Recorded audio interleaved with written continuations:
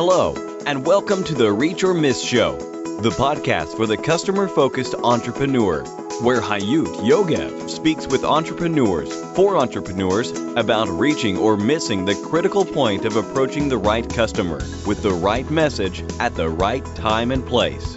The point where business success starts. And here is your host, Hayut Yogev. Reach or Miss, Episode 36. Amos Talmor is focused on marketing and business development, specializing in bringing cutting-edge technologies and innovations from Israel to the rest of the world. Amos's focus is on assisting startup companies in successfully penetrating the world markets from US and Canada to Asia and Europe and helping them to establish their local presence and market share. Amos Talmor, it's such an honor to have you here and a pleasure. Welcome. It's a pleasure for me as well. So great to have you here. I just shared with our listeners what you've done until now. And I would like you to share with us what are you doing and most passionate about today and where are you heading? Okay, passionate about today is I think that we are in an era that I don't know what happened 100 years ago. I definitely don't know what will happen 100 years from now. But what I know now is the technology, which I'm part of it for the last 40 plus years, is changing our life. Everybody is holding in the hand the mobile phone. Everybody is talking about communication. Everybody is talking about video. Everybody is talking about virtual reality, augmented reality, things like that. This is something definitely nobody spoke 100 years ago. And since I'm in the technology era, I love this very much. And that's why I'm involved with that with the last almost 20 years. This is the passion for today, and I would like very much to connect all my experience of 40, almost 50 years of sales worldwide to the young generation, which could be from the age of 40 and down to 20. Those are those entrepreneurs that I work with them today. That's what you've been doing for many years, isn't it? I'm doing it for very many years, 15 years out of it in Asia Pacific, where I lived, and we'll get into details a little bit later. I'm definitely approaching the market, the worldwide market, plus the 15 years involved on a daily basis in Asia gave me a lot of confidence that I know what the customer knows and what the customer wants, and I know how to approach customers. I think this is the most important thing. So what are you doing today? I know that you're working with a lot of startups, but what are you doing and where are you heading? What are the plans to the next year or two? Okay, first of all, I plan for the next 10 years.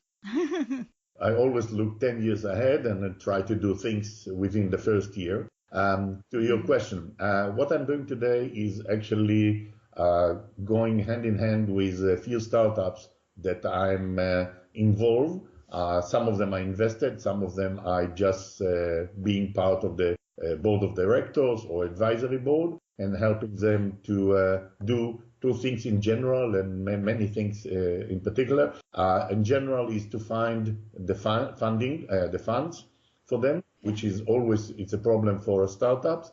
It's a challenge, the biggest challenge. Not only as an angel, but also find for them VCs worldwide in the US, in Europe, and in Asia, especially in China, and also in Korea.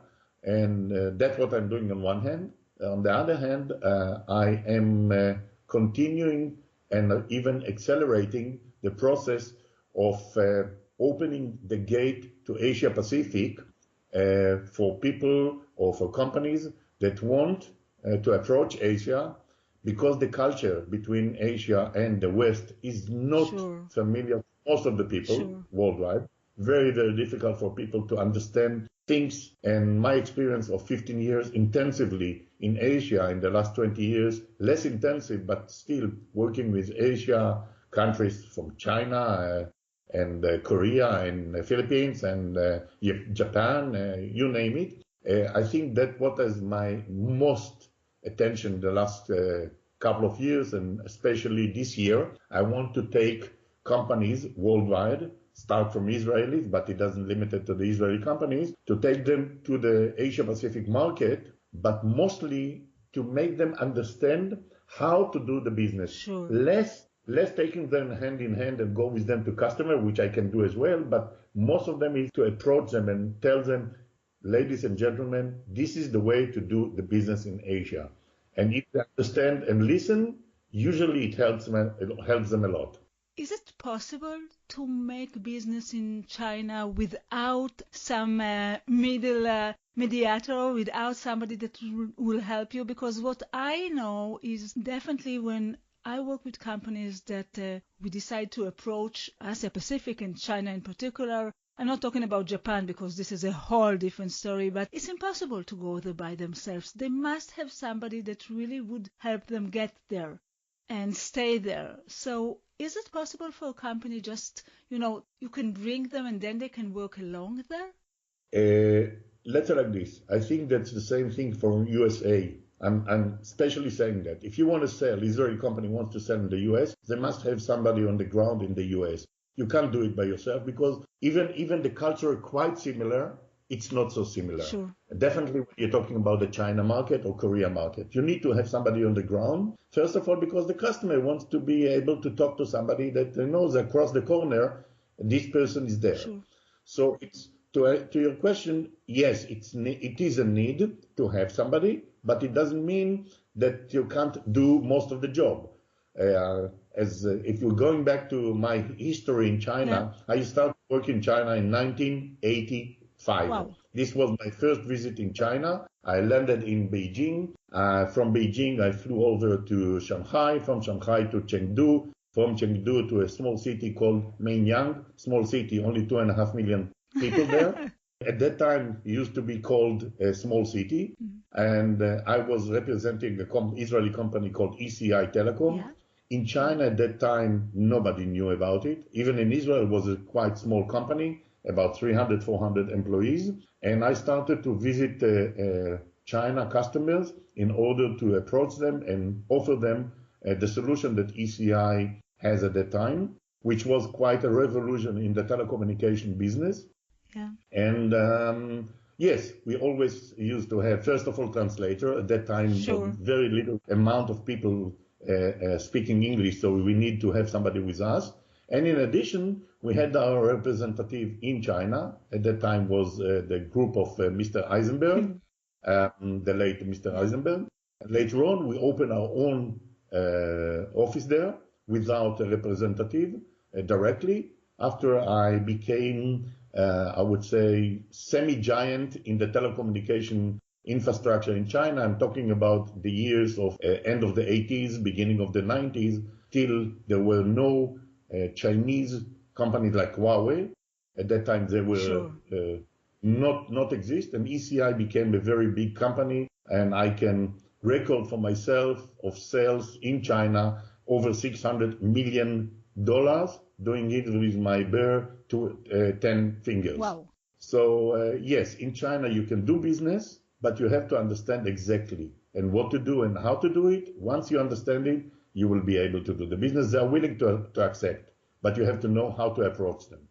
Wow. And, we are all about customer focus, and we are all talking about in this podcast how to approach your customers and how to build your customer focus. And I would like to ask you about your beliefs, and I would like to ask you to give our listeners your best advice about how to approach their customers and their customer focus.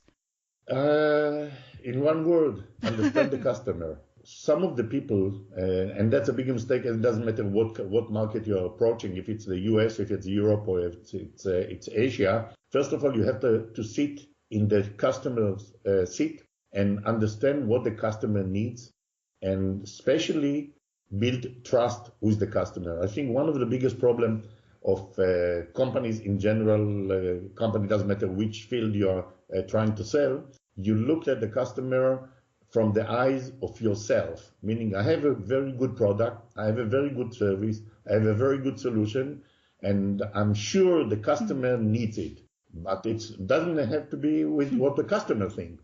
So if you understand, and that's usually the job of a salesperson. I'm calling myself, my basic DNA is a salesperson. On top of it, I learn a lot of things in my life, but I think the basic and the foundation of myself is sales. The minute I sit in a customer room, I try to learn. Sometimes I do it in advance if I can. And these days with Google, etc., or LinkedIn, you'll be able definitely to get and learn a little bit about the customer before you approach the customer. Learn what the customer needs, learn what the customer wants. And I think that once you really understand that your solution, whatever it is, meets the customer needs, then you have a match. Totally. And of course, it's a matter of money, it's a matter of how to do it, when to do it, but in general, look at it through the eyes of the customer, and the chance to win is high. Wow, I love it. And I know you have a lot of successes, and we'll get to that in a minute. But I want to ask you, what is your biggest, most critical failure with customers, the one that affected your entrepreneurial journey the most?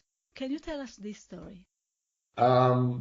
Let's say like this. If we are talking about the late era, which is the last couple of years, I think that at least one of my startups, which we had a project, very interesting project with the big bank in Israel, and we start to do the approach, and we had the work, and we have a contract, and we got even down payment from the customer, and we made for them the service very nice.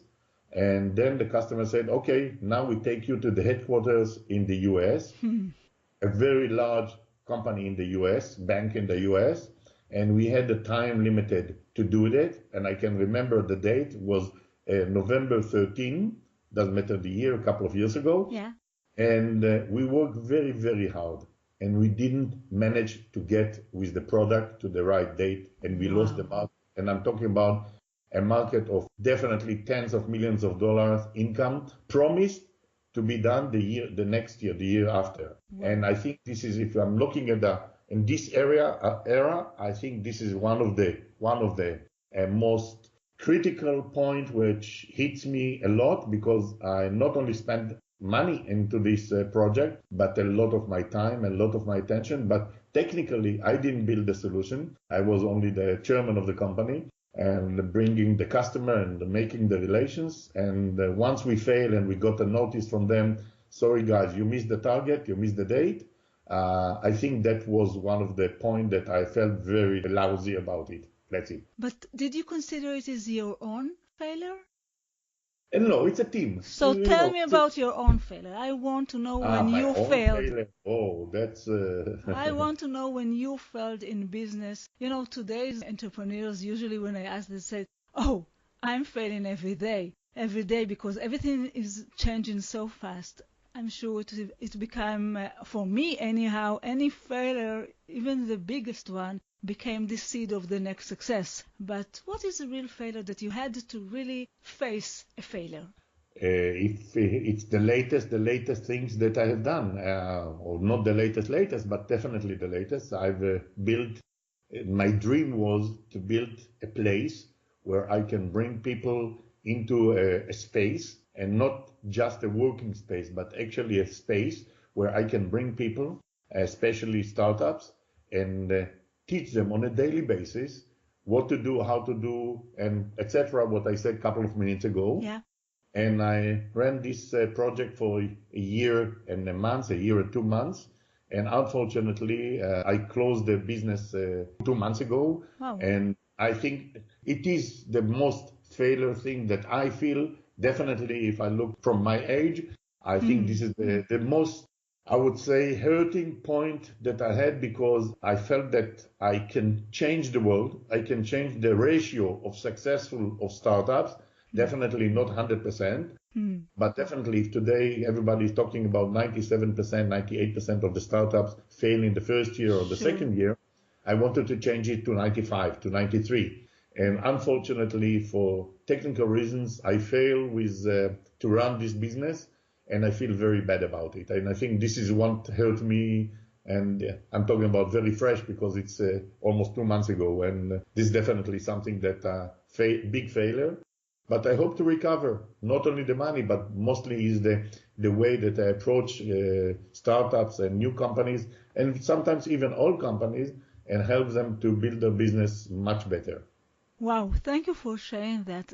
It's so inspiring because today and we are talking to entrepreneurs and things are changing and we are failing much often. I know for myself, we are failing more than in the past because so many things are changing and so many things you're building for the future and it's much difficult. And thank you for sharing it.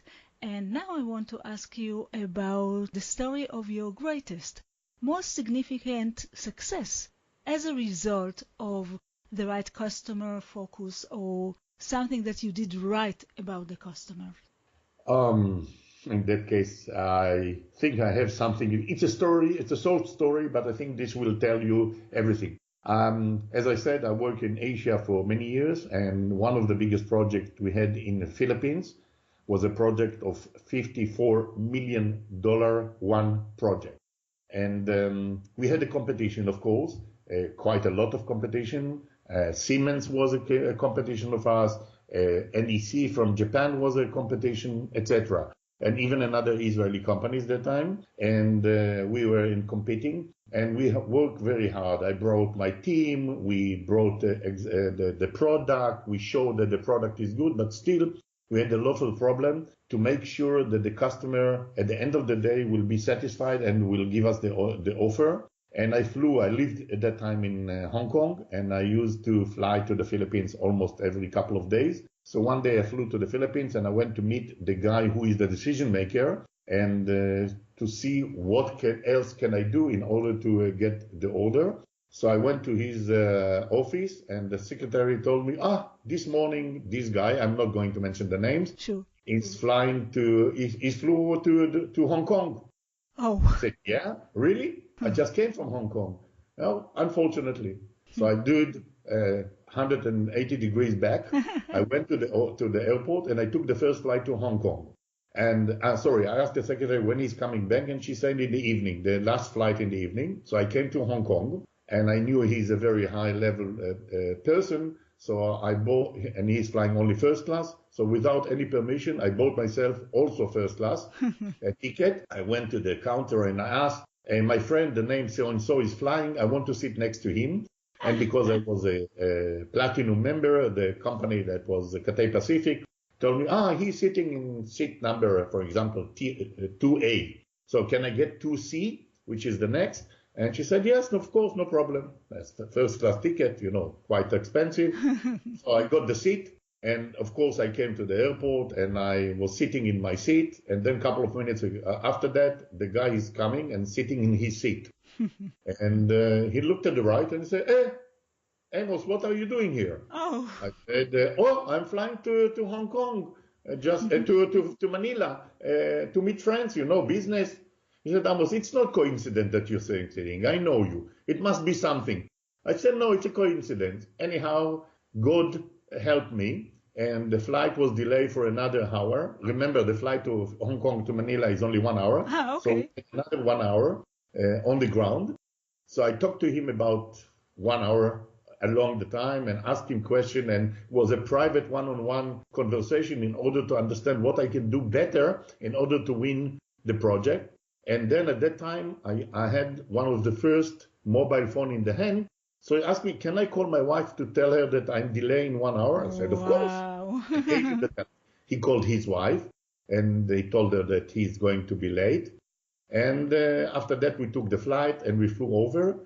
And when I landed in Manila, I of course, asked him, can we meet in the morning in order to have breakfast and continue our conversation? So he said yes. And the day after in the morning, I woke up very early. I called his house because I had his phone number at the house. And I spoke to him and I asked him where we meet. And we met together and he gave me some tips. And the same day, 2:30 afternoon, we had a meeting where we met with the big team of ours and theirs. And at the end of the meeting, after I got a little bit tips from the guy on the flight and after in the breakfast, we got the project, Wow. $54 million project, Wow. which means you work a little bit harder and you win. And that's what I think I did. And even I didn't ask anybody about the tickets and things like that. And my boss was definitely very happy because the spending on the ticket was nothing compared with the profit that we made on a $54 million project. It's a beautiful story, and I think you're talking about creativity and thinking ahead. And again, as you said, thinking about the customer. And we only wish that the customer will ask us to phone his wife from our phone. This is the place that we want to be. And thank you for this story. I would like to ask you to recommend the best, most effective technological or digital tool that's related to customer-focused marketing or sales. You know, we are surrounded with so many new technologies and so many tools, and everyone say, buy this, buy this, buy this. And actually, the reason I ask this question is not to get another tool to the list, but to get the tools that the successful entrepreneurs and the successful opinion leaders are using. And that's what I was to ask you, to recommend a tool that you really know that work for you. I mostly use for the business the LinkedIn. Honestly, I think in the LinkedIn, I got today almost 10,000 people registered to me as friends. Wow. You know, many of them don't, I never met in face to face, but I'm approached at least getting about 3 to 5 people wants to be connected with me on a weekly basis. I also send my request to people to be connected to myself. Depends on the area that I do. So if I'm looking as a one answer to your question, I think for the business tools, I think LinkedIn is the most. It depends very much what you're trying to do. Of course, if people want to use virtual reality, so they use another tool, and people who like very much to work with Facebook, it's good as well. But business-wise and business tool, I think that, to me at least, LinkedIn is the most useful one. After that, of course, you have the WebEx, where you have to do a web conversation, or you have WeChat, which you do business in China, and which works very nice. But LinkedIn gives me a lot of information, and I'm following what's happening in LinkedIn almost daily, more than I read the news. Wow, I do agree. I do the same, and I found it as one of the best tools. And was there any person, a service provider, like a mentor, a consultant, advertiser, and it can also be a book, that had a major impact of your customer success and can help other entrepreneurs as well? Can you recommend or tell us about this story? First of all, about the mentor, I think the only mentor that I really, and I think I'm saying it almost every day, every morning, was my boss in ECI.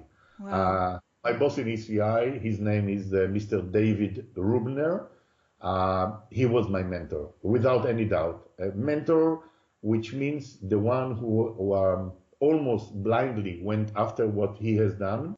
His advice was always smart, very, very polite, very smart. The way he speaks with people, he's very reliable, he's very trustable. And I think that if I would say, apart from parents, which definitely are he is the person, number 2 for me in the business point of view and the person point of view. He is the most mentor one. And I think people who knows David Rubner, I don't think that anybody has different opinion about him. He's unbelievable a person, and I wish him long life. I think he's 75 or 76 years old. He's bright as the sun. He's polite, and he is always willing to help people. It can be even people he never met, but once he will meet with somebody, I think nobody will say, or on the contrary, everybody will say that he only helped, nothing else. So talking about a person, I think that he won. The other person that definitely had an impact on my life, reading the book of Steve Jobs, and following his way up and his down and way up again. I think Steve Jobs is the most example person that can entrepreneurs look and say, guys, we can make it better. We can make it. And I think that, at least, again, from my perspective, I think Steve Jobs is a worldwide known person. He is the one that I would say that him and his book and his history and everything about him gave me a lot of inspiration. Thank you. I want to ask you, did you ever reach the point where you actually stopped chasing after customers and started to attract them? Yes, it happens. It happens several times in lifetime. One of them was during the time of that. Again, I worked with ECI. I had the history before ECI, but I'm not going to go back to the ancient times. That's okay. 40 years ago. But talking the time of ECI, yes. I think the minute I made a change in ECI time, that I took with the permission of course, the CEO, David Rubner, and the service department under my department, which was the sales. And the minute I start to give the customers the right service according to what I, as in charge on the market, wanted, and customer in their importance, service, important needs, I gave them the service. I think that after that, especially was in China, I remember it, we got a lot of, at that time, I'm talking about 20, 25, 30 years ago, customer. I remember the story, and I'm not going to mention the companies. They said to me that this company, American company, and this Japanese company, and this company, whenever we need them, they are not here, but whenever there is a tender, they are coming. While when I was there, I was working with them every day, almost every day. And the minute you give a service to a customer on a daily basis, they know that they can call you and approach you. And you need from you everything. It changed the world, and customers started to chase me and came back to me and calling me. Or even it was for a tender, but I got a lot of tips during the tender, how to make the tender success, more than the competitors, mostly, I believe, because of that kind of service that I gave to the customers. And it was, I'm talking about China, but I can tell you that the story about Singapore and Hong Kong and India and New Zealand, Australia, Mongolia, etc. Sure. And there are many things that affect success, and you've been success at your early life when you was a part of an entrepreneurial business that got really big, and at the last years when you are working with so many startups. And I want to ask you, and there are many things that really help or really affect your success, but I want to ask you, what is the one thing that affected your success? What is your key success factor? I think mostly is listening to the other side. I think that the minute you are really listening to the other side, listening to his pain, listening to his needs, listening to what the other really wants, and not just saying, because I have so many years of experience, I know better than you. No, you never know better than anybody else or everybody else. You always be able to learn, and you will always be able to understand and analyze what is needed, and then come with an answer. Not always was my answers accepted by the other side, but the minute you really listen, and I mean in your soul, in your body, listen to that and get your feeling what need to be done. I think that will help you a lot.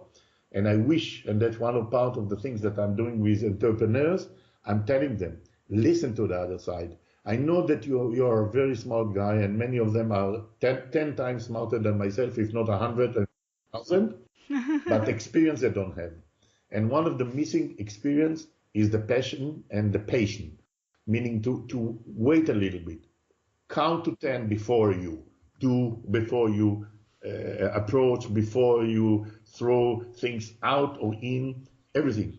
Give this 10, 1, 2, 3, 4, 5, 10, and this helps a lot to make your story successful. And I think part of my success in various areas, and I failed in a few areas as well, luckily more success than fail.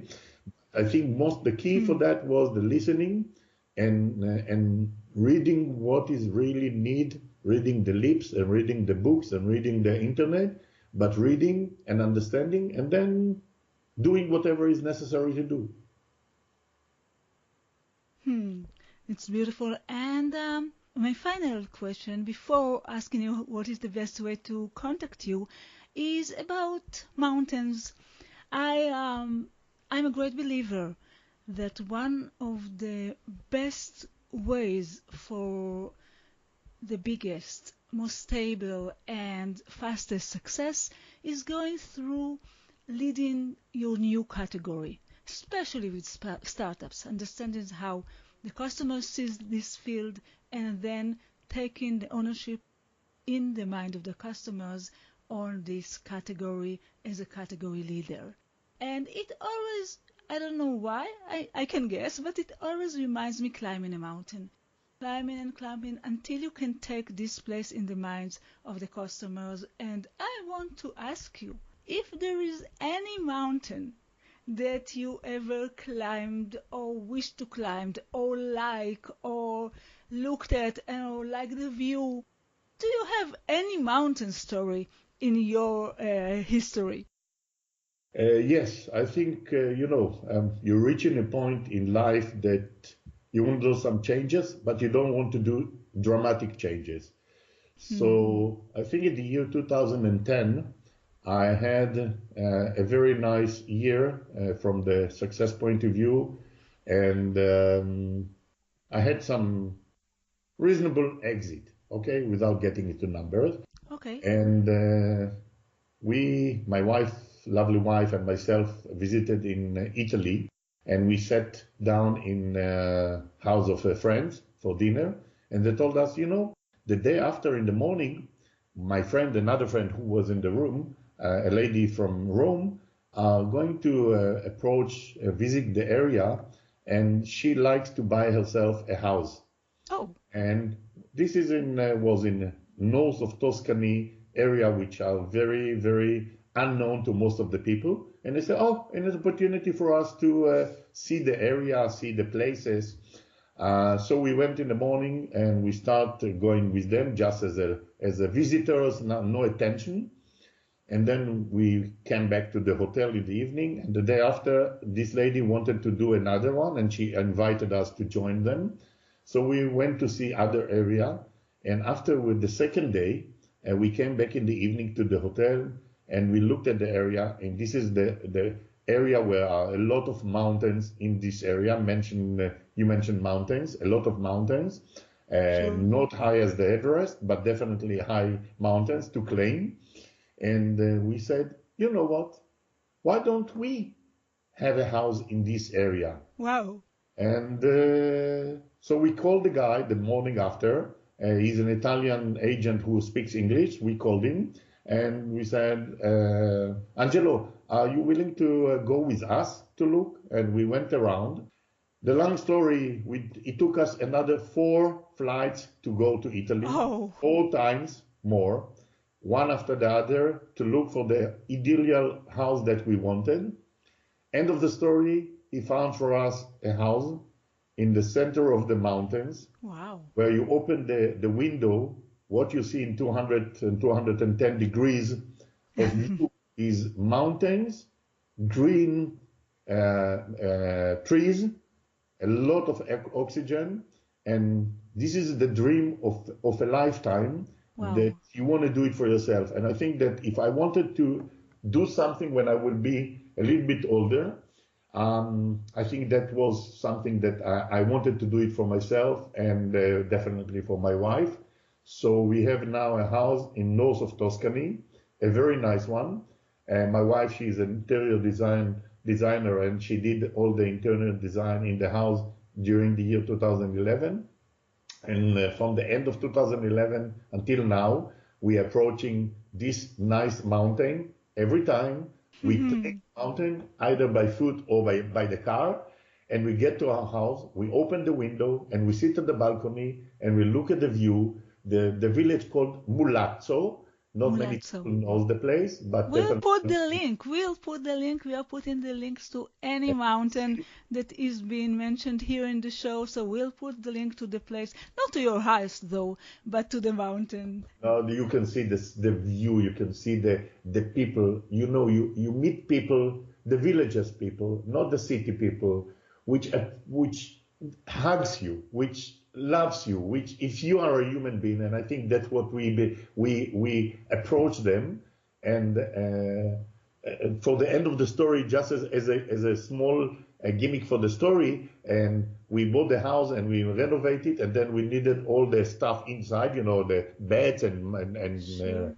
towels and everything. So there was one of the neighbor had a shop. We went to the shop, we bought everything.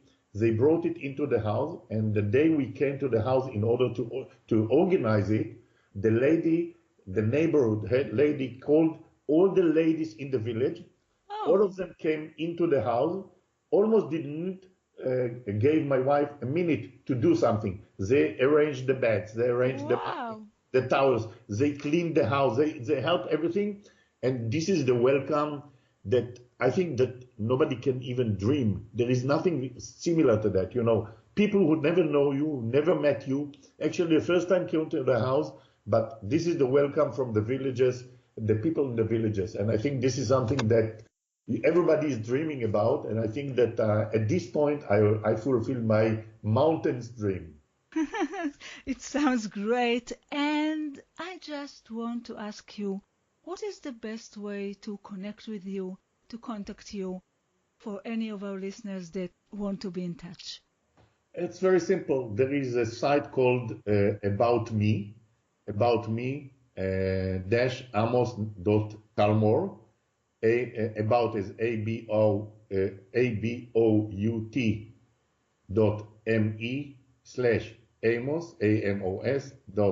AMOS.TALMOR. Once you click on that, you will be able to see what I'm doing, how to get to me, all the telephone numbers, and my website. Everything is there. And I think this is the best way for people to be able to reach me and talk to me, and I will be able to be approached by anybody, usually from 6 in the morning Tel Aviv time until almost midnight. And if anybody has a question, a need, something that I can help, I will be more than happy to do so. Well, thank you so much. And we'll put, of course, the link to the site on the show notes over this episode. And Amos, I would like to thank you so much. It has been a pleasure. I really enjoyed it. And thank you for being here. I thank you very much. I hope that the listeners will enjoy. I'm sure they would. And in the future, I'm ready to every time you call me, I'm here. Thank you. Thank you for coming, and bye-bye. Bye for now. Thank you. And for you, our listeners, until the next time, it all goes down to this. You either reach or miss. Keep reaching your goals and vision. Bye. Thank you for listening to the Reach or Miss Show, the podcast for the customer-focused entrepreneur. You can find all the information, links, and resources that was mentioned at the show in our website, reachormiss.com. See you next week.